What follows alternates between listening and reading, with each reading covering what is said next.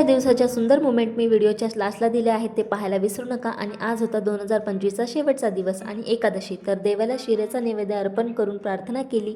नवीन वर्षाकडून जास्त काही अपेक्षा नाहीत, पण आरोग्य, शांतता आणि तुमची साथ हवी आहे अशी मनोकामना केली। नंतर दुपारच्या वेळी माझ्या पिल्लूचा डान्स जोरात सुरू होता आणि फायनली डान्स करून ती झोपी गेली। नंतर मी ब्लॉग डायरेक्ट संध्याकाळी शूट करायला घेतला। मी दिवाबत्ती करण्या अगोदर माझ्या रांगोळीचे आणि देवाचे काय हाल झाले ते तुम्हाला चांगलंच दिसते। असो, दिवाबत्ती करून आम्ही रेडी होऊन आम्ही निघालो होतो बाहेर 31st सेलिब्रेशन करण्यासाठी। आता इथे मी कशी दिसत आहे ना हे सांगायला मात्र विसरू नका। तसं तर आमचं कुठे जायचं हे काहीच प्लॅन नव्हतं, नाहीच काही ऑप्शन भेटलं तर पावभाजी खाऊन रिटर्न येऊ म्हणलं, कारण पावभाजी खाऊन शेवटी बरेच दिवस झाले होते।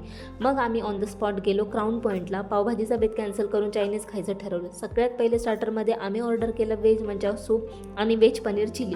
आम्ही कुठेही गेलो तरी स्टार्टरमध्ये या दोन गोष्टी असतातच म्हणजे असतात। आता स्टार्टर खाऊनच अर्ध पोट भरलं की मेन कोर्समध्ये काय मागवावा हा प्रश्नच पडला।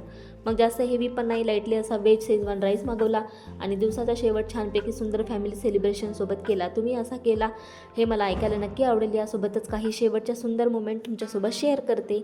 Bye bye.